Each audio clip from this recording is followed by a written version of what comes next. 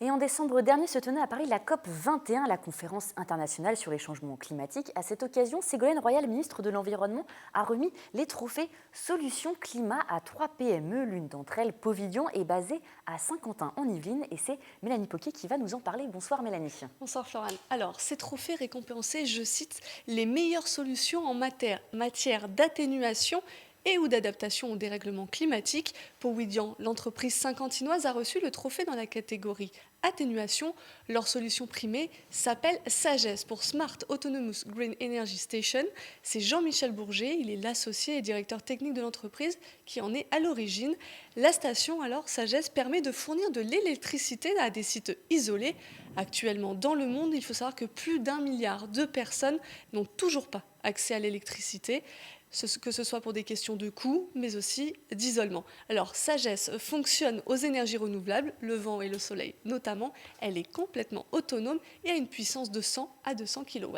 Alors, mais si un jour, par exemple, Mélanie, il n'y a pas de vent ou il n'y a pas de soleil, comment ça se passe? Est-ce que la machine fonctionne quand même? La machine fonctionne quand même parce qu'en fait, Sagesse stocke de l'électricité qui n'est pas utilisée lorsqu'il y a des ressources renouvelables.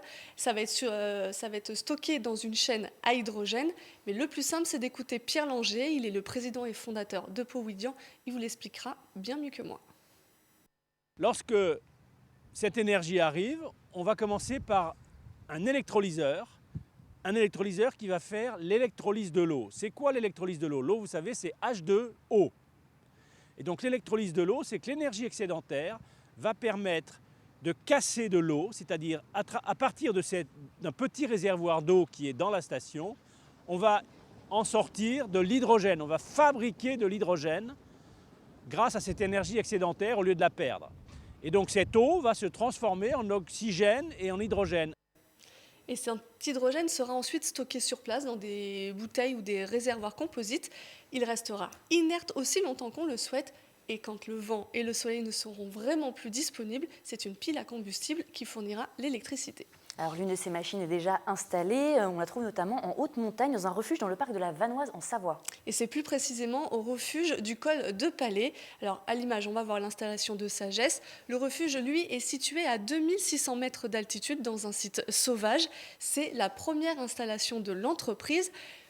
Chez nous, à Saint-Quentin-en-Yvelines, Powidian est présente sur le site d'Airbus Defence and Space au parc d'activités Pissalou d'Elancourt. Alors, si au début, elle était rattachée à Airbus, la société en elle-même a été créée en 2014.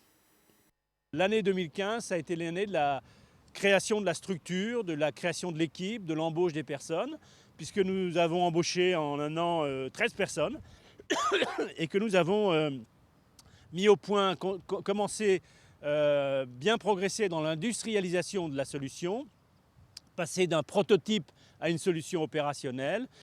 Alors, est-ce que la machine Sagesse peut être installée chez des particuliers? Pour le moment, non. Ça s'adresse surtout aux entreprises et aux collectivités. Ça peut même être adapté au monde militaire comme au monde civil. Et le prochain chantier de Powidian, Florane, ce sera au cœur du cycle de Mafat à La Réunion. Merci beaucoup Mélanie pour ces informations.